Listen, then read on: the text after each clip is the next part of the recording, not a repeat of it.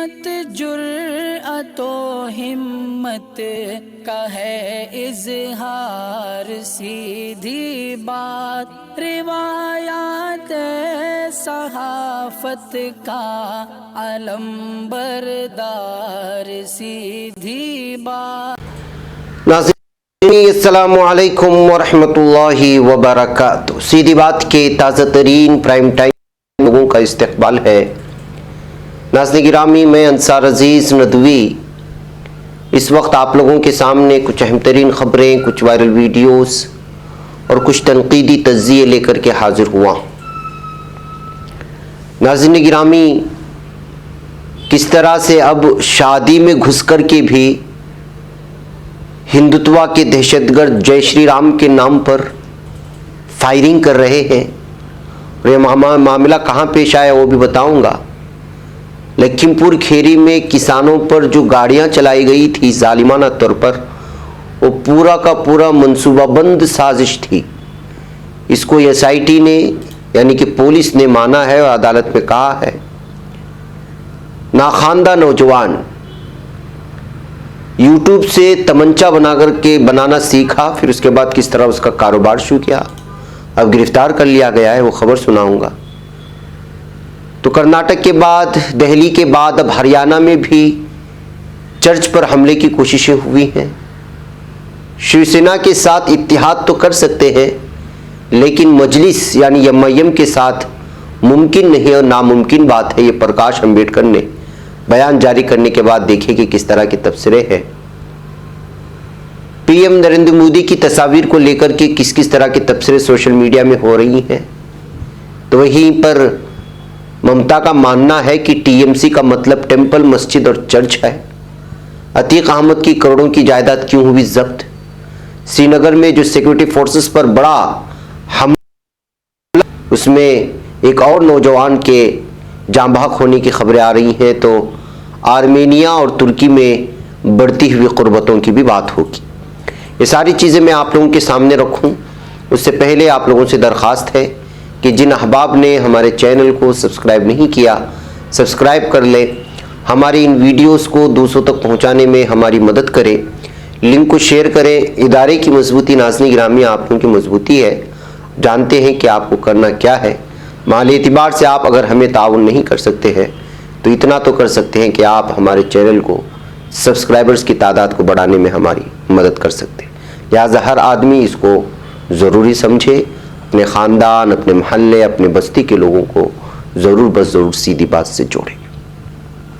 नाज़रीन गिरामी, आइए चलते हैं। और संघ परिवार के ये कारकुनान कहते हैं अपने आप को, लेकिन असल में दहशत फैलाने वाले ये लोग अब शादी के मंडपों में घुस करके फायरिंग कर रहे हैं और इस फायरिंग के दरमियान भी जय श्री राम के नारे लगा रहे हैं। तो आप अंदाज़ा लगा सकते हैं कि इस वक्त ये नारा किस तर्ज का बन चुका है। खबर आ रही है कि शादी में जिस शख्स को निशाना बनाया गया शादी में घुस करके, वो साबिक सरपंच देवीलाल मीना है।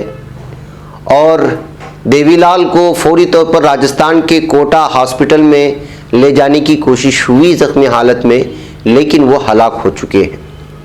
नाज़रीन गिरामी, आपको बता दें कि जेल में जो खुद को एक अलग ही किस्म का बाबा मानता है, उसका नाम रामपाल बताया जा रहा है। उसी के चाहने वाले यानी उसी के फॉलोअर्स ने इस शादी के समारंभ को मुनाकिद किया था।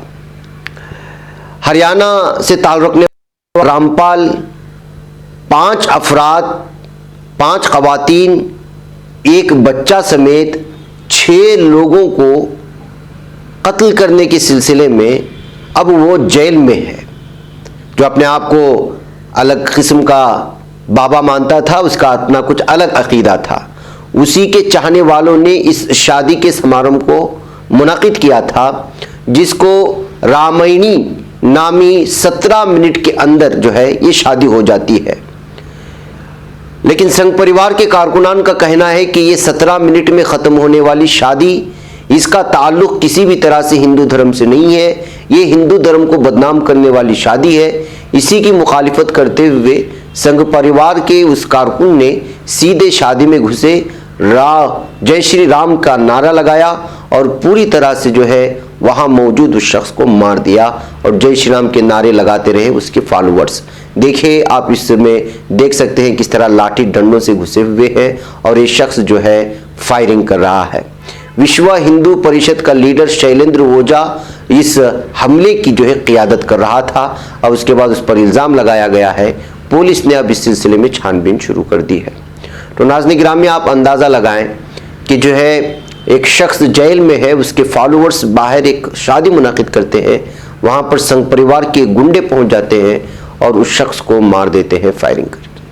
ये हालात है नाज़रीन गिरामी। इस तरह से इस वक्त क्या कुछ हो रहा है, किस तरह ये भगवादारी के हैं या फिर संघ परिवार के ये दहशत फैलाने वाले किस तरह से दहशत फैला रहे हैं, उनके खिलाफ किसी भी तरह की कानूनी कार्रवाई नहीं हो रही है और ये दिन ब दिन जो है अपनी दहशत को फैलाने में और वहशतनाकी सोज हमलों में लगातार इजाफा होता जा रहा है। बहरकैफ नाज़रीन गिरामी, आइए लखीमपुर खीरी ले जाएं आपको पता है कि लखीमपुर खीरी में किस तरह से किसानों पर गाड़ी चढ़ा करके कुचल दी गई थी और उस वक्त जो है बीजेपी का एक लीडर 8 अफराद इस वक्त जो है, जिसमें 8 अफराद बल्कि 8 किसान जो है पूरी तरह से हलाक हो चुके थे, उनका कत्ल कर दिया गया था गाड़ी चढ़ा करके। अभी मामला एसआईटी के हवाले किया गया था।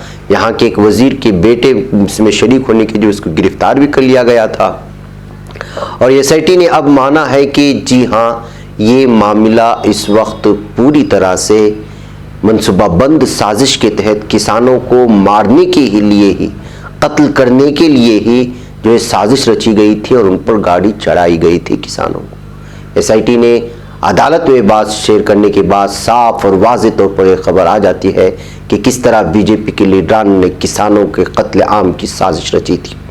आपको मालूम होना चाहिए कि मरकजी वजीर अजय मिश्रा टेनी और उसका बेटा आशीष मिश्रा पर जो है कत्ल का इल्ज़ामात लगे थे। इस वक्त आशीष मिश्रा तो जेल में है, लेकिन अजय मिश्रा टेनी तो बाहर है ही, साथ में अभी तक बीजेपी हुकूमत ने उनको उसके ओहदे से भी नहीं हटाया है, जिसके चलते जो है किसानों में अभी भी पूरी तरह से गुस्सा पाया जा रहा है कि जिसका बेटा अपने बाप के साथ मिलकर के मरकजी हुकूमत या अपनी हुकूमत या अपने इख्तिदार के नशे में किसानों पर गाड़ी चढ़ा करके मारने की कोशिश की, लेकिन बीजेपी हुकूमत जो इसके खिलाफ किसी भी तरह की कार्रवाई नहीं कर रही है। इसको लेकर के अभी भी किसानों में गुस्सा पाया जा रहा है। किसानों का इस वक्त जो है वो तहरीक, उनका आंदोलन तो ख़त्म हो चुका है, लेकिन जिस तरह से केस दर्ज हुए किसानों के खिलाफ और ये जो लखीमपुर खीरी का मामला है, तमाम चीज़ों से साफ और वाज़ेह तौर पर अंदाज़ा लगा सकते हैं कि जो है इस किसान आंदोलन वापस लेने और बीजेपी की यकीन दहानी के बावजूद किसान जो है इस बार शायद ही बीजेपी को वोट दे सके। आइए नाज़रीन गिरामी, आगे चलते हैं। जब आप बेरोज़गार होते हैं या फिर आप गैर तालीम याफ्ता होते हैं तो आप किस तरह यूट्यूब से अच्छा फ़ायदा भी उठा सकते हैं। उत्तर प्रदेश के मुजफ्फरनगर ज़िला के मीरापुर थाने से आई हुई है, जिसको आस मोहम्मद कैफ ने जो है रिपोर्ट की है। यहाँ पुलिस ने एक हैरान करने वाला मामले का इंकिशाफ किया है। पुलिस ने नौजवान की एक टीम को तमंचा बनाने की फैक्ट्री चलाने के इल्ज़ाम में गिरफ्तार किया। पुलिस का दावा है कि टीम गूगल और यूट्यूब की मदद से तमंचे बना रही थी। हैरत अंगेज बात यह है कि गिरफ्तार किए गए लड़कों का टीम लीडर बिल्कुल नाखानदा है, यानी पढ़ा लिखा नहीं है। वो तमंचे बनाने की तरकीब सीखने के लिए वॉइस गूगल का इस्तेमाल करता है। एक और हैरान करने वाली बात यह है कि गिरफ्तार किए गए 7 लड़कों में 2 नाबालिग हैं। ये इंकिशाफ मुजफ्फरनगर जिले के मीरापुर थाने की पुलिस ने किया। मीरापुर पुलिस के मुताबिक 9 दिसंबर की रात उन्हें मुखबिर से जानकारी मिली थी कि कुछ नए लड़के तमंचे बना रहे हैं। हमने उसके बाद उनकी फील्डिंग लगाकर उन्हें दबोच लिया। इंस्पेक्टर मीरापुर ज्ञानेश्वर बोध ने बताया, गिरफ्तारी के दौरान उन्हें 10 तमंचे उन्हें बनाने के सामान भी मिले। हमने जिस नौजवान को कारोबार चलाते हुए पाया, उसने बताया कि ट्रेनिंग यूट्यूब से ली है। जानकारी मिलने पर पता चला कि वो नौजवान पढ़ा लिखा बिल्कुल नहीं है। नौजवान ने बताया यूट्यूब में जाकर स्पीकर कर देता है और उसके बाद उसमें तमाम तरह की वीडियोस आ जाती हैं जो बताती हैं कि ये कैसे किया जाता है। यूट्यूब से सीखने के बाद उस नौजवान आशु ने अपनी पूरी एक टीम बनाई। सभी गिरफ्तार मुलजिमीन से पुलिस ने 10 तमंचे, जिंदा कारतूस, 12 नाल, वेल्डिंग मशीन, तमंचा बनाने में इस्तेमाल होने वाले सामान बरामद किए, जिसको आप तस्वीर में देख रहे हैं। गिरफ्तार नौजवानों के नाम हर्ष चौधरी, हलाल, कैफ, समीर, शान मोहम्मद और शिवम बताया गया है। गिरफ्तार नौजवानों में एक समीर के वालिद सगीर सैफी ने कहा कि उन्हें कुछ नहीं मालूम पुलिस क्या कह रही है, उन्होंने अपने बेटे को कभी तमंचे बनाते नहीं देखा। जिन लड़कों को पुलिस ने गिरफ्तार किया उनमें से एक समीर का दोस्त भी है। दूसरी तरफ डीएसपी शकील अहमद ने बताया कि बहुत हैरान करने वाला मामला है, घर वालों को अपने बच्चों पर सख्त नजर रखनी चाहिए। एक टेक्निक के गलत इस्तेमाल और गलत रविश की कहानी है। पुलिस ने पूरी तरह सबूतों के साथ मीरापुर के मोहल्ले कमलियान में छापा मारा था, जहां गैर कानूनी असलिया बनाने की फैक्ट्री चल रही थी। हमने वहां से एक तमंचा, 12 बोर, 10 तमंचे, 315 बोर, एक तमंचा नीम तैयार, 315 बोर, 5 जिंदा कारतूस, 315 बोर, एक जिंदा कारतूस, 12 बोर, 12 लोहे की नाल, एक वेल्डिंग मशीन, 15 वेल्डिंग रॉड समेत दीगर गैर कानूनी असलिया बनाने के सामान बरामद कर दिए हैं। महकमे नाज़रीन गिरामी, लंबी रिपोर्ट है, लेकिन आप अंदाजा लगाएं कि जो है किस तरह से एक गैर पढ़ा लिखा सिर्फ वॉइस के ज़रिए से सारी चीज़ें यूट्यूब के ज़रिए से उसको मिल गई, लेकिन गूगल ने उसको पेश किया और वो पूरी अपनी टीम ही तैयार कर लेता है। महकमे नाज़रीन गिरामी, इस सिलसिले में आप अंदाज़ा लगा सकते हैं कि आप किस तरह से सही इस्तेमाल भी कर सकते हैं एक अच्छी चीज़ का, एक टेक्नोलॉजी का, और गलत इस्तेमाल भी कर सकते हैं। नाज़रीन, कर्नाटक में कल हमने वो खबर रखी थी कि किस तरह से चर्च और ईसाई बिरादरी से, ईसाई मजहब से ताल्लुक़ रखने वाली किताबों को, धार्मिक किताबों को जलाया गया था। और कुछ दिन पहले दिल्ली में भी खबर आई थी कि किस तरह वहाँ पर चर्चों पर हमला किया था। अब खबर आ रही है हरियाणा से। हरियाणा के रोहतक में राइट विंग हुजूम ने, यानी राइट विंग का मतलब होता है कि हिंदुत्व के दहशत फैलाने वाले, मुबैना तौर पर 8 दिसंबर को चर्च में घुसने की कोशिश की, लेकिन पुलिस ने उन्हें रोक लिया। इसको एनडीटीवी ने भी रिपोर्ट किया है। भीड़ का इल्जाम है कि चर्च मजहब तब्दील करा, लेकिन पुलिस के मुताबिक अभी तक ऐसी कोई शिकायत नहीं मिली। चर्च के एक आदमी ने कहा कि लोग यहाँ दीगर इबादतगाहों की तरह अपनी अकीदत के साथ आते हैं, हमने कभी किसी को आने पर मजबूर नहीं किया। उन्होंने कहा कि यहाँ तक कि भीड़ इकट्ठा होने से पहले पुलिस ने चर्च का दौरा किया तो उन्हें बताया गया था कि एहतजाज हो सकता है। बता दें कि हरियाणा, उत्तर प्रदेश जैसे दूसरे बीजेपी मुख्तदिरा सूबों में मंजूर शुदा तब्दील मजहब मुखालिफ कवानीन को नाफिज करने का मंसूबा है। इल्जाम है कि ऐसे कवानीन का इस्तेमाल अक़लियती बिरादरी को निशाना बनाने के लिए किया जा रहा है। रोहतक पुलिस ने deputy commissioner captain Manoj Kumar ने कहा, हमें इस तरह की शिकायत मिली थी कि ऐसा कुछ हो सकता है। अभी तक चर्च में जबरन मजहब तब्दील करने को लेकर कोई शिकायत नहीं मिली है। तो नाज़रीन गिरामी, लगातार वही मामला हो रहा है। आप अंदाज़ा लगाएं, अब ये 2024 तक चलता रहेगा ये मामला, जब तक कि नई हुकूमत और इलेक्शन नहीं हो जाते। इसलिए कि अब तो लोगों का ध्यान भटकाने के लिए इस तरह के मामले को ही सुर्खियों में रखना बहुत ज़रूरी होता है। या तो मंदिर मस्जिद, या फिर चर्च, या नमाज, या जय श्री राम के नारे, या दीगर चीज़ें अब ही आपको जो है अखबारात में भी सुनने को मिलेंगी, और डिबेट में जब भी कोई चैनल खोलेंगे तो वहाँ पर भी इसी तरह की चीज़ें आपको सुनने में और देखने में मिलेंगी।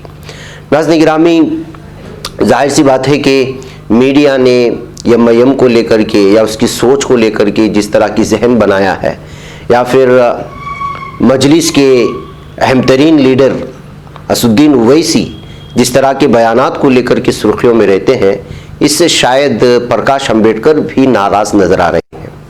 मुंबई उज़्मा म्यूनिसिपल कॉरपोरेशन इंतखाबात के पेश नज़र प्रकाश अंबेडकर की वंचित बहुजन आघाड़ी ने इंडियन यूनियन मुस्लिम लीग और ये लालू यादव की राष्ट्रीय जनता दल के साथ इंतखाबी इत्तेहाद का ऐलान करते हुए कहा है कि उनकी जमात शिवसेना से इत्तेहाद करना पसंद करेगी, लेकिन मजलिस इत्तेहादुल मुस्लिमीन से दोबारा इत्तेहाद नहीं करेगी।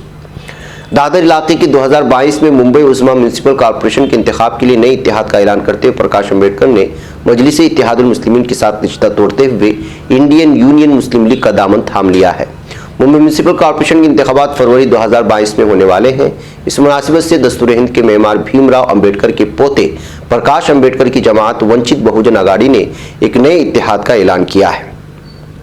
वाज़ेह है कि प्रकाश अंबेडकर ने इससे कबल मजलिस इत्तेहादुल मुस्लिमीन के साथ इत्तेहाद करते हुए 2019 के इंतखाबात में किस्मत आजमाई की थी, लेकिन इत्तेहाद प्रकाश अंबेडकर के हक में फ़ायदेमंद साबित नहीं हो पाया। अलबत्ता उसका फ़ायदा एमआईएम के रुकन पार्लिमान इम्तियाज़ जलील को औरंगाबाद पार्लियामेंट की सीट जीतने में ज़रूर हासिल हुआ, ये उनका मानना है। एमआईएम के साथ इत्तेहाद न करने के सवाल पर प्रकाश अंबेडकर ने कहा कि एमआईएम ने 2019 के आम इंतखाबात में सेकुलर स्टैंड की बुनियाद पर इलेक्शन नहीं लड़ा था, जिसकी बिना पर उनकी पार्टी का ओबीसी तबका एमआईएम से नाराज है।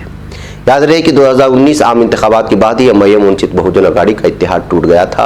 अब जो है वो दोबारा एमआईएम से इत्तेहाद करने के लिए तैयार नहीं है। यानी प्रकाश अंबेडकर भी ये मानते हैं कि जो है सिर्फ मुसलमानों की सियासत करते हैं असदुद्दीन ओवैसी। उनका यही मानना है कि उन्होंने सेकुलर बुनियादों पर इलेक्शन नहीं लड़ा था, का इशारा उसी जानिब जाता है। नाज़रीन गिरामी, आइए, मगरबी बंगाल की वज़ीर आला ममता बनर्जी ने कहा है कि उनकी पार्टी तृणमूल कांग्रेस बैन रिवायती और कसीर मजहबी रियासत की हिमायत करती है। उन्होंने कहा कि उनकी पार्टी ही गोवा में बीजेपी हुकूमत का वाहिद मुतबादिल है। उन्होंने साहिली रियासत में पार्टी कारकुनान से खिताब करते हुए कहा कि टीएमसी का टेम्पल, मंदिर, मस्जिद और चर्च है। ममता बनर्जी ने बयान ऐसे वक्त में दिया जब वज़ीर आज़म मोदी काशी विश्वनाथ कॉरिडोर का इफ्तिताह करने के लिए वाराणसी में मौजूद है। नाज़रीन, मैं रिपोर्ट को मुख्तसर करते हुए कहना चाहूँगा कि कल जिस तरह से जो है राहुल गांधी ने भी हिंदू और हिंदुत्व में फ़र्क करने की कोशिश की, जब वाराणसी में नरेंद्र मोदी पूजा पाठ में लगे हुए थे और वहाँ के कॉरिडोर का इफ्तिताह कर रहे थे। एक तो बात ये थी। दूसरी जानिब हिंदू और हिंदुत्व में फ़र्क करने को लेकर के असदुद्दीन ओवैसी ने ट्वीट के ज़रिए से राहुल गांधी को निशाना बनाने की कोशिश की और कहा कि ये हिंदुस्तान सिर्फ हिंदुओं का नहीं है, बल्कि इसमें मुसलमान भी शामिल हैं, उनका भी इसमें हिस्सा है, उनका भी ये मुल्क है। तो यहाँ पर तीन एक दूसरे को जवाब देने की बात हुई। वाराणसी में जाने के बाद राहुल गांधी ने निशाना बनाया मोदी को निशाना बनाने के बाद राहुल गांधी को निशाना बनाया। असदुद्दीन ओवैसी ने जब देखा कि ये यहाँ पर हो रहा है तो जाहिर सी बात है ममता खामोश क्यों रहने वाली थी। उन्होंने भी मस्जिद को भी खींच लाई, टेम्पल को भी खींच लाए और चर्च को भी खींच लाए और टीएमसी का फुल फॉर्म ही बता दिया। अब नाज़रीन गिरामी, कल मैंने आपको बताया था कि क्या कुछ हुआ वाराणसी में आने के बाद। सोशल मीडिया में नरेंद्र मोदी की कुछ तस्वीर शेयर करके भी अलग अलग तरह से जो है तबसरे शुरू हुए हैं। ये देखिए कि एक दिन में 5 किस्म के बल्कि 6 किस्म के ड्रेस में नजर आ रहे हैं। ये तस्वीर शेयर करते हुए किसी ने लिखा कि दरअसल ये तो कैमरा एक्शन वगैरह का मामला है कि किस तरह से जो एक ही दिन में 6 ड्रेस तब्दील कर रहे हैं। ये क्या मुमकिन है कि जो अपने आप को गरीब कहने वाला, पिछड़े तबके से कहने वाला लीडर या फिर कभी कभी झोला उठा करके जाने की बात करने वाले लोग, ऐसे लीडरान एक दिन में इस कदर ड्रेस बदल करके कैमरा को पोस्ट दे सकते हैं क्या? आखिर क्या हकीकत है और क्या कुछ हो रहा है? कहते हुए ये तस्वीर सब कुछ बयां कर देती है। कहते हुए किसी ने शेयर किया तो किसी ने खाने बैठे हुए लोगों के साथ जिन्होंने इस कॉरिडोर में हिस्सा लिया था, मंदिर को बनाने में जो मुलाजिमीन थे, उनको जो है इस वक्त ये तस्वीर शेयर की जा रही है। यानी ये तस्वीर शेयर करते हुए बताया जा रहा है कि ये तो सिर्फ सामने प्लेट रखे हुए है, खा कोई नहीं रहा है, बल्कि कैमरे को पोज दे रहा है। ये देखिए, हाथ के जरिए से इशारा करने की कोशिश कर रहे हैं कि हाथ में है कुछ नहीं। एक यहाँ पर जो येलो कलर में आपको हाथ नजर आ रहा है, दूसरे इसमें भी जो हाथ के उंगली के जरिए से इशारा किया जा रहा है कि वहां भी हाथ में कुछ नहीं है, लेकिन सिर्फ एक्टिंग चल रही है। तो वहीं पर नरेंद्र मोदी, पीएम नरेंद्र मोदी के सामने रखे हुए गर्म पानी के फ्लास्क को लेकर के भी भाई ये फ्लास्क क्यों अलग से रखा? तो नाज़रीन गिरामी, एक तरफ ये फ्लॉस को लेकर ये बात हो रही तो वहीं पर नरेंद्र मोदी साहब जिस सीट पर बैठे हुए उसके पीछे खास करके टॉवेल भी रखा गया है। सारी चीज़ों को पेश करके जाहिर सी बात है सोशल मीडिया का ज़माना है। नाज़रीन गिरामी, आप कैमरे में जब पोस्ट देते हैं तो आपके मुखालिफिन भी होते हैं, अपोजिशन से ताल्लुक़ रखने वाले, और हर चीज़ को पेश करके जो है आपको निशाना बनाने की कोशिश करते हैं और इसी तरह इस वक्त हो रहा है।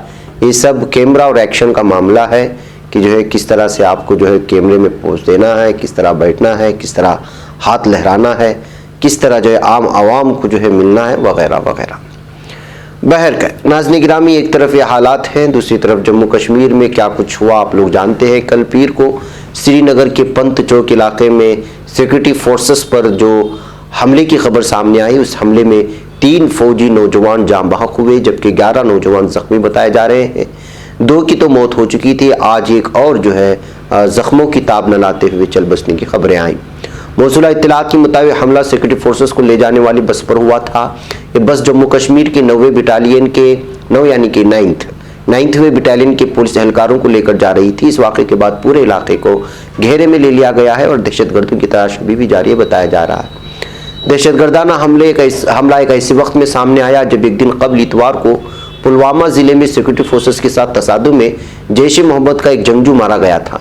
दरअसल सिक्योरिटी फोर्सेस ने जनूबी कश्मीर की जिला वोंतीपुरा के बारगाम इलाके में जंगजुओं की मौजूदगी की खास इत्तला मिलने के बाद मुहासरे और तलाशी की कार्रवाई शुरू की थी। इसी दौरान जो है इन पर गोलियां चलाई गई और पूरी तरह से हमला किया गया, जिसकी वजह से बहुत बड़ा नुकसान हुआ है इस वक्त भारतीय फौज और पुलिस अफसरान का। बहरकैफ नाज़रीन गिरामी, आइए मैं आपको इस वक्त आर्मेनिया और तुर्की में जो ताल्लुकात बढ़ रहे हैं उस पर बात करते हुए फिर आप लोगों से इजाज़त लूँगा कि आर्मेनिया तुर्की के साथ ताल्लुकात बहाल करने के लिए अपना नुमाइंदा दफ्तर खोलेगा। आर्मीनी उम्मीर खारिजा के तर्जुमान वान उन इनियान ने इस हवाले से ऐलान करते हुए बताया कि इस सिलसिले में खुसूसी नुमाइंदगी की तकर्री अमल में लाई जाएगी। तर्जुमान ने सोशल मीडिया पर तुर्क वज़ारत खारिजा की तरफ से आर्मीनिया में खुसूसी नुमाइंदगी की तैनाती के हवाले से कहा कि हम भी तुर्की के साथ ताल्लुकात को बिला मशरूत तरीके से बहाल करना चाहते हैं, जिसके लिए हुकूमत आर्मीनिया भी फिलवक्त सिफारतखाने के बजाय अपना खुसूसी नुमाइंदा तुर्की में मुकर्रर करेगी। तर्जुमान मजीद बताया कि अज़रबैजान के साथ भी हर मौजू पर हम राब्ते में हैं और मुकालमत का दरवाज़ा खुला है, जबकि मुश्तरका फैसला करने का अमल भी जारी है। आर्मेनिया माजी की गलतियों से सबक सीखते हुए खित्ते में अमन इस्तेहकाम के फ़रोग़ के लिए बवक्त ज़रूरत अपना सिफारत खाना भी खोल सकता है, जिसके लिए अज़रबैजान के हमरा फैसला करना बेहतर होगा। तो नाज़रीन गिरामी, अज़रबैजान के साथ आर्मेनी फ़ौजी क्या जो तसादुम हुआ था गुज़िश्ता साल और उसमें किस तरह से तुर्की के ड्रोन जो है आर्मेनी फ़ौज को पीछे हटने और काराबाग नामी इलाका जो था उस पर पूरी तरह से आर्मेनी का जो है कब्ज़ा हो चुका था और वहाँ से जो है इस इलाके को आर्मेनिया छोड़ करके भाग चुका था। तब से जो हालात और जो दूरियाँ बनी थी मुल्कों में अज़रबैजान के हवाले से तुर्की और आर्मेनिया के दरमियान में, अब उसको ख़त्म करने की कोशिशें हो रही हैं, जिसके चलते अब जो है ये खबर सुर्खियों में आ गई है। आर्मेनिया तुर्की में नुमाइंदा दफ्तर खोल करके इस रिश्ते को मजबूत करने की बात कर रहा है। मैं क्या अपना नाज़रीन गिरामी मुझे यहाँ पर इजाज़त दें, इंशाल्लाह फिर आप लोगों से मुलाकात होगी। अस्सलाम वालेकुम रहमतुल्लाहि व बरकातुहू। बच पाता है कोई सहाफ़ी की निगाहों से, मिलाता है ये लोगों को मोहब्बत की पनाहों से। करम और दर्द मंदी का है एक संसार सीधी बात, अज़ीमत जुर्अतो हिम्मत का है इज़हार सीधी बात, अज़ीमत जुर्अतो हिम्मत का है इज़हार सीधी बात। ये चैनल हक निगर बनकर कुचल देता है फितनों को,